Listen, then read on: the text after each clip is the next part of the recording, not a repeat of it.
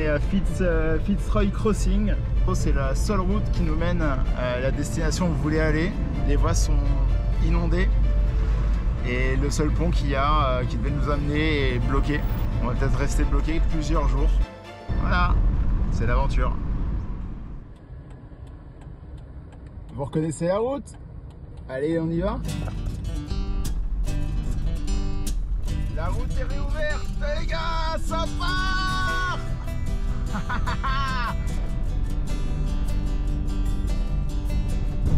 Hey, on est bon.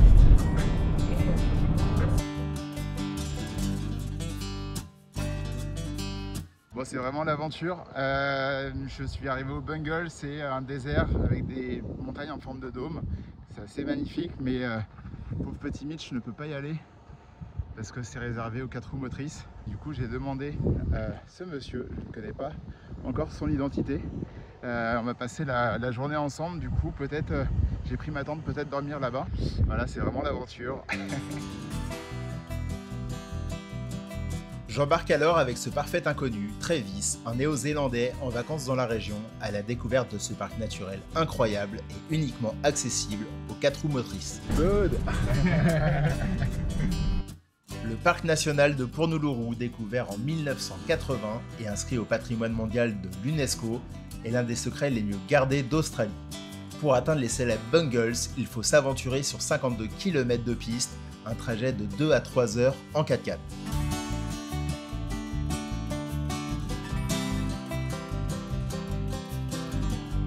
Vieux de plus de 350 millions d'années et inconnu de beaucoup jusqu'en 1983, le parc des Bungles est l'un des sites naturels les plus uniques et les plus captivants d'Australie.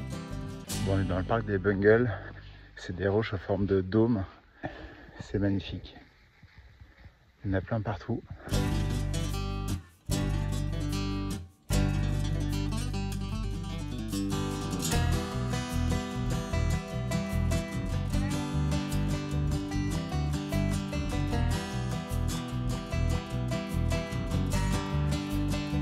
Le sentier remonte le lit asséché de la rivière Picanini.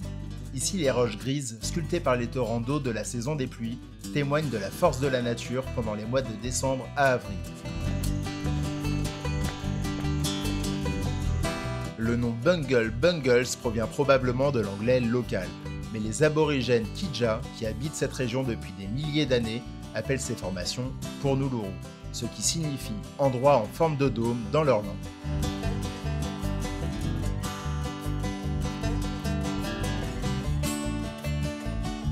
Vue des airs et à pied, ces vastes structures de grès orange et noir sont spectaculaires.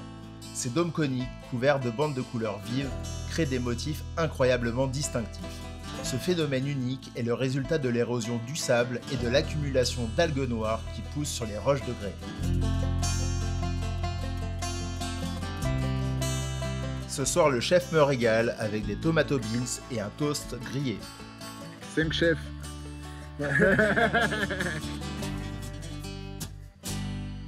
Bon, c'est vraiment l'expression, tu sais où tu te réveilles, mais tu sais pas où tu vas dormir. Et bah là, on est avec Travis dans les Bungles. Et du coup, ça va dormir sur ce petit camp.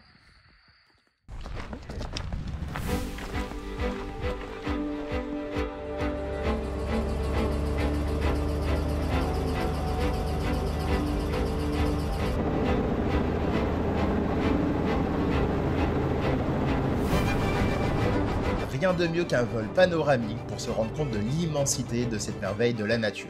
Depuis l'hélicoptère, avec les portes grandes ouvertes, les formations des Bungles s'étendent devant moi, impressionnantes et majestueuses. C'est une expérience inoubliable.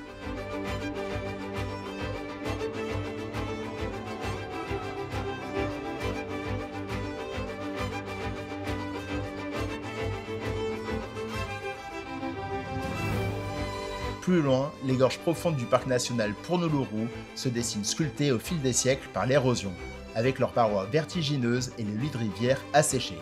Une véritable immersion dans un monde à part où chaque vue semble plus spectaculaire que la précédente et où la beauté brute de la nature paraît infinie.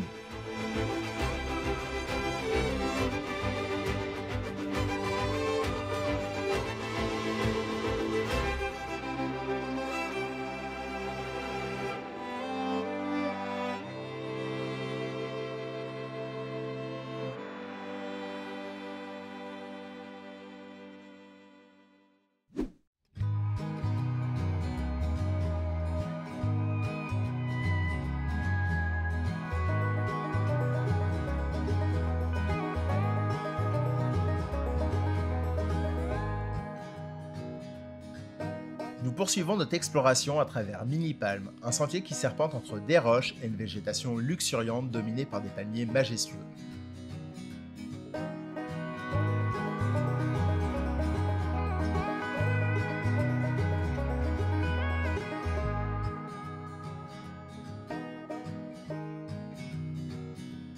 Au départ, le chemin suit le lit asséché d'une rivière avant de s'enfoncer peu à peu dans une gorge de plus en plus étroite. Avec la chaleur accablante de la mi-journée, on savoure chaque instant passé à l'ombre des falaises imposantes. Finalement, le sentier se rétrécit jusqu'à former un passage de seulement quelques mètres de large entre les parois.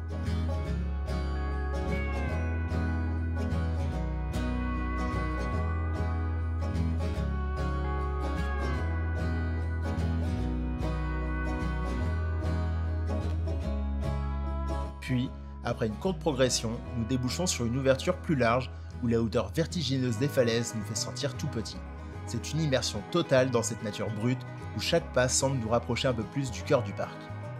On reprend la route pour une nouvelle aventure à travers ces formations rocheuses impressionnantes.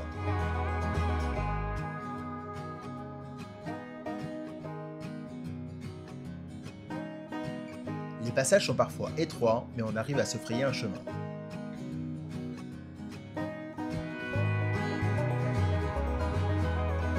Le contraste entre le bleu intense du ciel, les falaises oranges éclatantes et le vert des palmiers qui bordent le sentier est tout simplement magnifique. Enfin, on atteint la dernière rivière à traverser, marquant la fin de notre aventure dans les Bungles. 2 journées incroyables passées avec Travis, un souvenir inoubliable de cette terre sauvage. Plus tard dans la journée, je retrouve Mitch mon van et reprends la route en direction du nord, direction Darwin.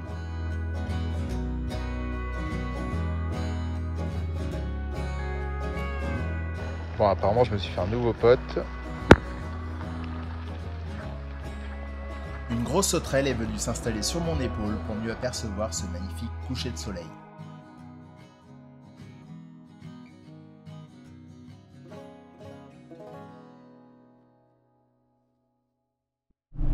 Bon, là, mon Mitch, va falloir être grand. Hein. On s'arrête pas, parce que c'est un peu de la mouillasse. Hein. Voilà, c'est bien ça. Allez, on continue. Je suis pas vraiment sûr de vouloir prendre le risque.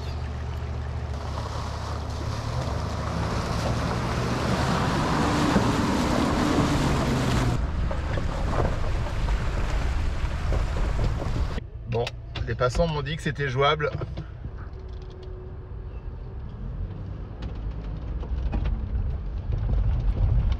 Oh bordel. Oh bordel le Mitch.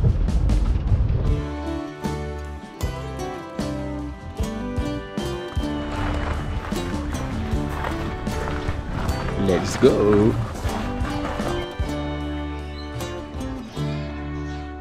Il est 8h40, on est en flanc de montagne, un petit peu dans la jungle. Et direction donc Emma Gorge. Donc c'est des magnifiques gorges apparemment. Toujours faire le choix des bonnes chaussures. Bon, c'est un peu le foutoir les gars, là faut ranger tout ça. Hein. Je serpente donc ce sentier pittoresque qui me guide à travers une végétation changeante, me menant vers des piscines cristallines et des cascades époustouflantes.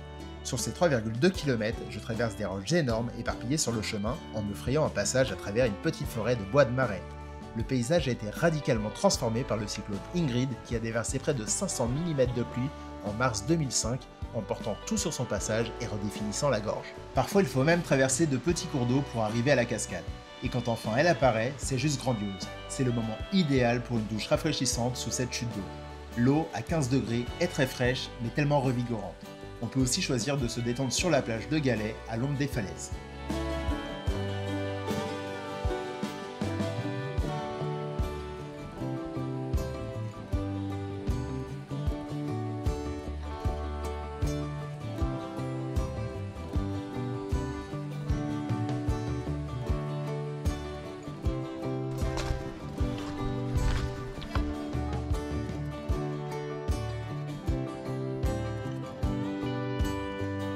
Sur le chemin du retour, je suis fasciné par ces petits lacs aux eaux d'un turquoise incroyable.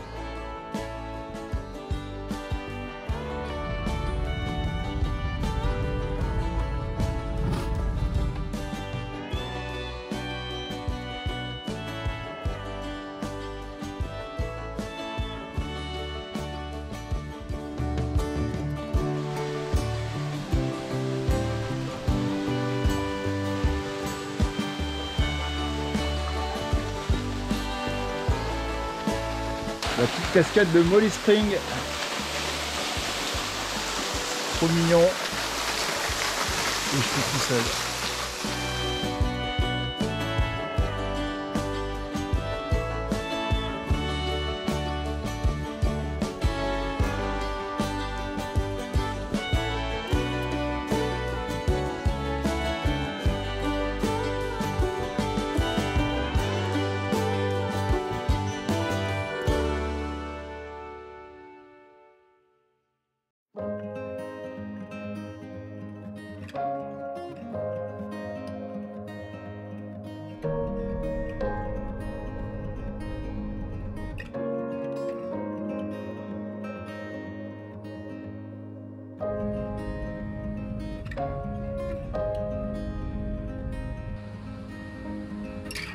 Le lac Argyle est le plus grand lac artificiel d'Australie. Sa construction, achevée en 1972, a permis de créer une immense étendue d'eau de 335 mètres de long et 98 mètres de haut. Ce lac et son barrage fournissent de l'irrigation à 150 km² de terres agricoles dans l'est de la région de Kimberley. En plus de réguler les crues de Lord River, leur création a donné naissance à un écosystème unique, avec 26 espèces de poissons et une population de crocodiles d'eau douce qui atteint aujourd'hui environ 25 000 individus. Ces reptiles peuvent parfois être aperçus sur les îles artificielles, souvent en compagnie d'une grande variété d'oiseaux. En 1990, le lac Argyle a été classé site Ramsar, un label qui reconnaît les zones humides importance internationale, récompensant ainsi la préservation de cet environnement tout en soutenant les activités locales et économiques.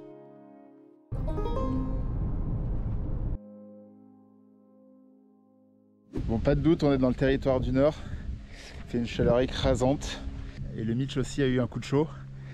Une énorme fumée blanche est sortie. Ce serait apparemment le radiateur, mais pas trop sûr. Donc on va voir. En tout cas, je lui donne à boire au bonhomme. J'espère que ça va le faire. What's your name? I'm Brent. Jerez. Je suis avec Brent. Il vient de me prendre. Du coup, je sais pas trop ce que c'est comme problème, mais il me dépose à Catherine qui est à 30 km d'ici et on va voir la suite des événements. Ouais, maintenant je suis avec Raphaël. Je me dépose gentiment peut-être à une dépanneuse. Je vous tiens au courant. Bon, les nouvelles sont pas bonnes. C'est peut-être la dernière fois que vous voyez le Mitch. Bon, il n'y a pas de galère, mais il y en a quand même une. Game over.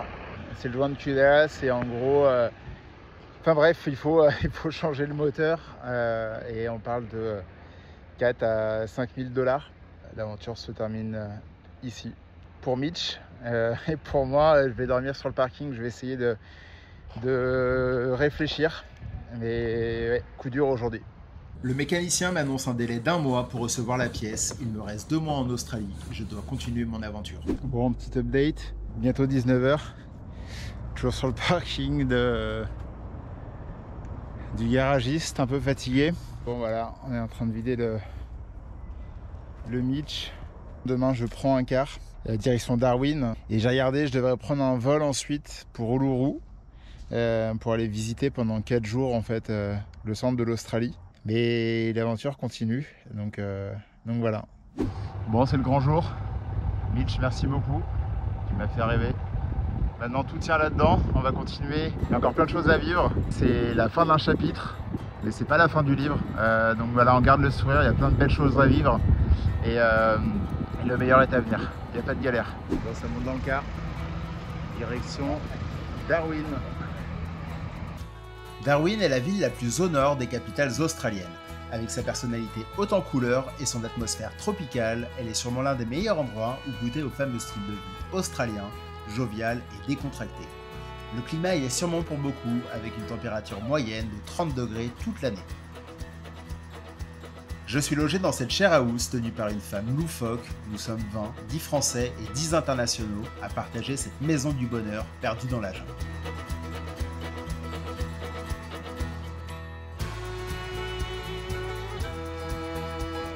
Il est 7h du mat, ça part rejoindre Xavier et Alberto rencontrés hier.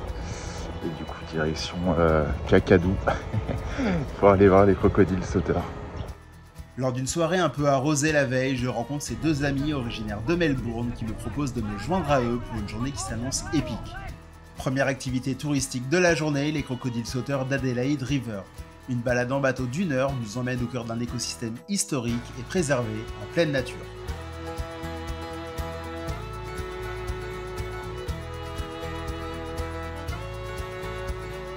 Pepe Le Pew, les pantalons gris, la chemise bleue. I'm Pap And I'm brother. Gully. Gully. We are We the Papa Gully brothers.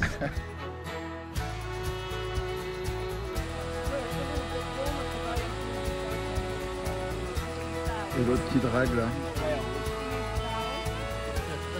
Quelle star.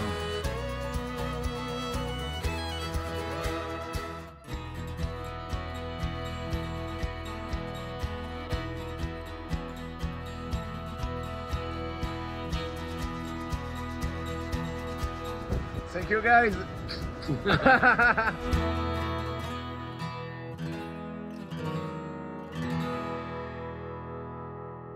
Pour ma dernière soirée à Darwin, direction Breaking Beach, où comme chaque mardi, des inconnus se retrouvent au son des tam-tams pour admirer le coucher de soleil et danser autour du feu de bois. Une ambiance magique et chaleureuse, pleine de rencontres et de bonne humeur.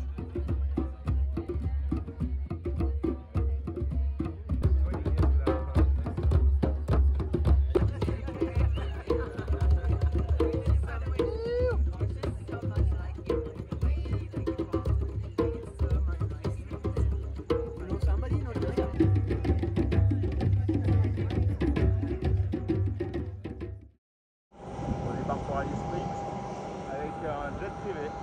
Voilà. On n'emmerde pas. Ce petit avion fait plusieurs arrêts. Je m'endors, me réveille, saute de l'avion. Sur le tarmac, je demande à l'hôtesse si c'est l'arrêt pour Alice Springs. Elle me dit de remonter, c'est le prochain arrêt. On est comme dans un bus. N'étant plus véhiculé, je participe à un tour de 3 jours avec une dizaine de voyageurs. L'un de mes objectifs en arrivant en Australie, c'est de découvrir Uluru, un lieu qui me fascine depuis toujours.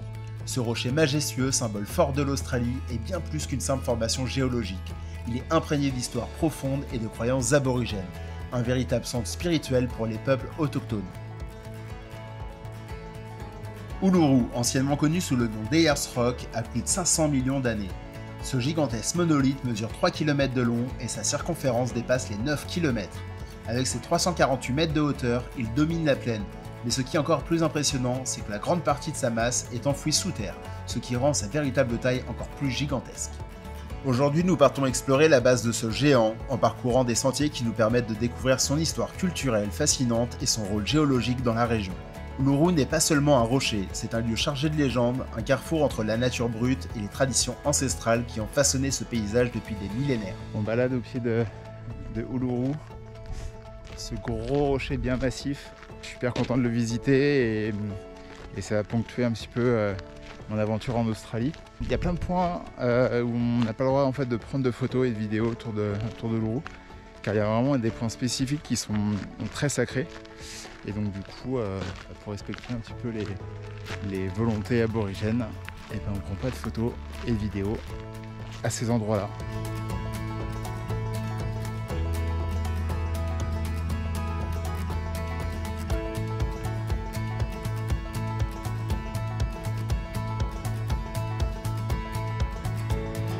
Une grotte qui était une cuisine à l'époque. La journée se termine par une vue imprenable sur Uluru que nous savourons tranquillement, coupe de champagne à la main, en profitant de la beauté de ce lieu exceptionnel.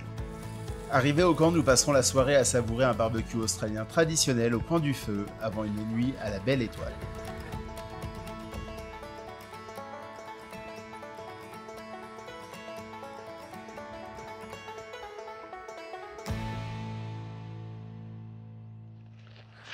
7h du matin, direction le lever de soleil.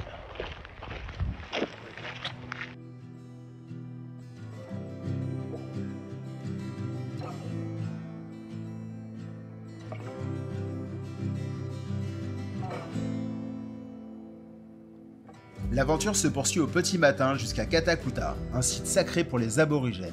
Nous partons en randonnée dans la vallée des vents, un lieu empreint de légendes et de forces naturelles anciennes. Entre panoramas époustouflants et paysages sauvages, on plonge au cœur de l'histoire géologique et spirituelle de cette région unique.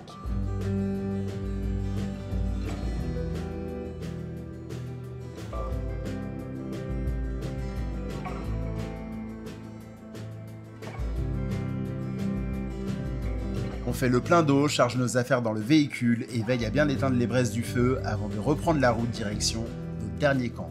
Là, on prend le temps d'admirer le coucher de soleil avant de passer une nouvelle nuit à la belle étoile.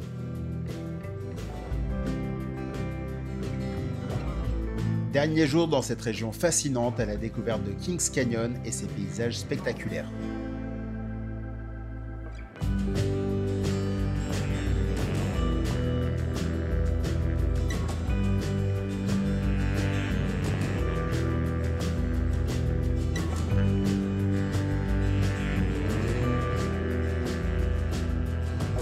Bon, on est à Kings Canyon et un peu comme l'impression de marcher sur Mars. C'est magnifique, pas mal de roches.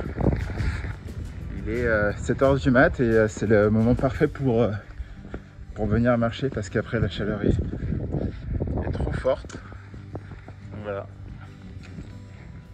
En fait, les Rangers ferment le portillon de départ après 9h du matin lorsque la chaleur est trop importante. Il fera plus de 36 degrés aujourd'hui.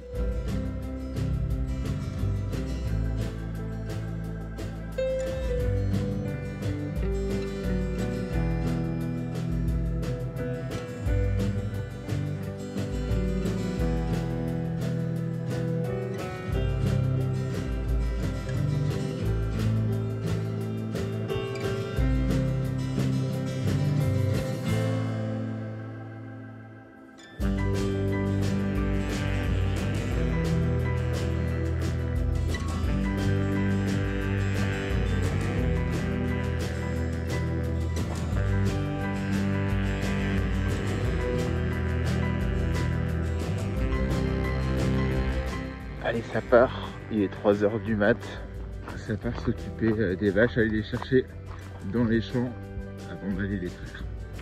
Voilà, il fait 3 degrés, ça caille. Retour à Sale dans la région de Melbourne dans cette exploitation laitière pour valider mes 88 jours du Working Holiday Visa, synonyme d'une potentielle seconde année en Australie. Aujourd'hui, ces veaux vont découvrir le plaisir de courir dans le pré pour la première fois. Quel bonheur!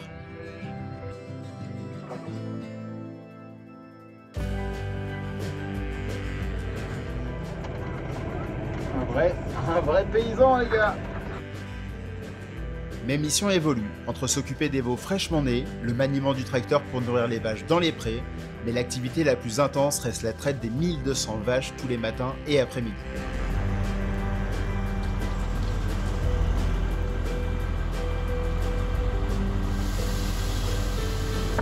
Ça va les potes? On prend peu.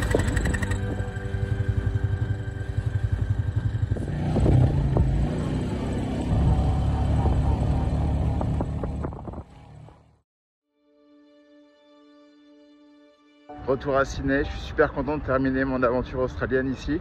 Ça fait partie des villes au monde que je préfère. Donc voilà, super content que ça se termine ici.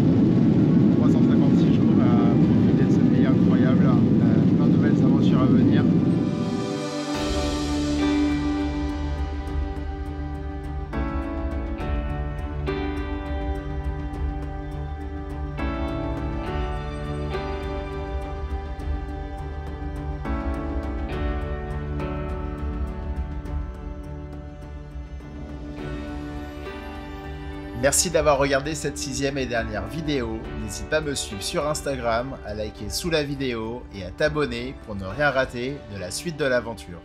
À très vite!